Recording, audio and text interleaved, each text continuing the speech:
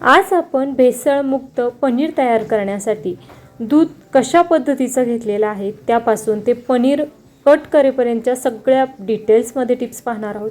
अगदी घरच्या घरी भेसळमुक्त पनीर तयार करत असतानाच्या सगळ्या टिप्स पाहत असताना भेसळमुक्त पनीर कशा पद्धतीने ओळखावं, त्याचबरोबर घरच्या घरी पनीर तयार करत असताना व्हिनेगारचा देखील आपण वापर करणार नाही। तर आज आपण भेसळमुक्त पनीरची रेसिपी पाहणार आहोत। नमस्कार, मी कविता, सगळ्यांचं कविता किचन मराठीमध्ये खूप खूप मनापासून स्वागत करते। आपली पहिली चॅनलवरली ही रेसिपी असणार आहे ती म्हणजे भेसळमुक्त पनीरची, त्यामुळे सबस्क्राईब केलं नसेल तर प्लीज सबस्क्राईब करा।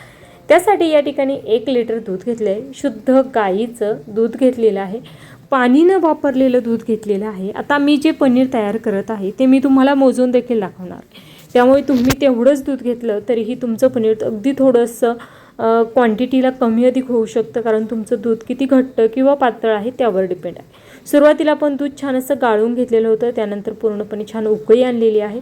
त्यानंतर एवढं पनीर तयार करण्यासाठी आपल्याला साधारणतः 3 लिंबूचा रस तरी लागणार आहे, परंतु सुरुवातीला आपण 2 ते 3 लिंबूचा रस लागणार आहे। 1 लिंबूचा रस काढून घेतलेला आहे, त्यातील बिया सगळे आपण तो रस काढून घेतलेला आहे। दुधाला छान अशी उकळी आलेली असायला हवी। त्यानंतर मध्यम आचेवर छान असं हलवत राहायचं। अगदी तुम्ही पाहू शकता सुरुवातीला 1 लिंबूचा रस टाकलेला आहे, त्यानंतर दुसऱ्या लिंबूचा रस देखील आपल्याला यामध्ये पिळून टाकायचा आहे। 1 लिटर दूधाचं पनीर करण्यासाठी साधारणतः 2 ते 3 लिंबूचा रस लागतो, तर 2 लिटरचा पनीर तुम्हाला तयार करायचं असेल तर त्यासाठी 4 ते 5 लिंबूचा रस हा लागणार आहे। आता या ठिकाणी तुम्ही जेव्हा विकतचं पनीर आणता त्यावेळेस त्यामध्ये खूप सगळी भेसळ असते, मिल्क पावडरपासून तयार केलं असतं असं वगैरे, त्याच्या काही महत्त्वाच्या टिप्स देखील तुम्हाला पुढे सांगणारच आहे। या ठिकाणी पनीर छान असं आपलं बनवून तयार झालं आहे, लगेचच आपण एका सुती रुमालमध्ये काढून घेणार आहोत। त्यानंतर आपल्याला ते पनीर सेट करण्यासाठी ठेवायचं आहे। आता भेसळमुक्त पनीर जेव्हा असतं तेव्हा त्यामध्ये खूप सगळं पाणी असतं, मिल्क पावडर किंवा युरिया असे खूप सगळे वेगवेगळे प्रकार आपल्याला सध्या ऐकायला येत आहे आणि त्यापासून हे पनीर तयार केलेलं पाहावयास मिळत आहे। त्यामुळे विकतचं पनीर शक्यतो टाळा आणि घरच्या घरी अशा पद्धतीचं शुद्ध आणि सात्विक पनीर तयार करा। अगदी विकतचं पनीर जर भेसळयुक्त असेल तर त्याचा वास थोडासा खराब येतो, जेव्हा आपण ते परतवण्यासाठी ठेवतो तेव्हा त्यातील पाणी सेपरेट होत असतं। आता अशा पद्धतीने आपण हे घरच्या घरी तयार केलेलं पनीर एका सुती रुमालमध्ये काढून घेतलेलं आहे।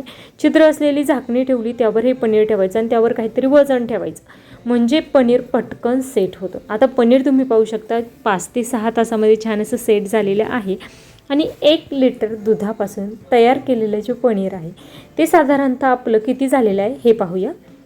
हे पहा, साधारणतः 193 ते 94 ग्रॅम एवढं झालं, म्हणजे 200 ग्रॅमच्या आसपास एवढं झालं आहे। तुमचं अगदी दूध थोडंसं पातळ असेल तर 170-180 ग्रॅमपर्यंत तयार होईल, परंतु विकतचं जे पनीर आहे ते जर आपण विचार केला तर एवढ्या दुधामध्ये जर आपण जे दुधासाठी पैसे दिलेले आहे 40 रुपये लिटरने मी दूध घेतलेलं आहे, तेवढ्याच 40 रुपये लिटर दुधामध्ये आपलं एवढं सगळं पनीर तयार झालं, म्हणजे विकतचं पनीर आपल्याला 2 पट एवढं मिळतं, 2 पट पैसे मोजावे लागतात। याशिवाय तरीही ते आपल्याला भेसळयुक्तच मिळतं, भेसळ फ्री मिळत नाही। त्यामुळे अशा पद्धतीचं घरच्या घरी पनीर एकदा नक्कीच बनवा आणि तुम्हाला जर अशाच भेसळमुक्त रेसिपीज पाहायच्या असतील तर त्या रेसिपींची नावे कमेंटमध्ये नक्कीच सांगा। कविता किचन मराठीवरली आपली ही पहिली रेसिपी आहे आणि या रेसिपीला भरभरून प्रतिसाद मिळावा ही अपेक्षा आहे।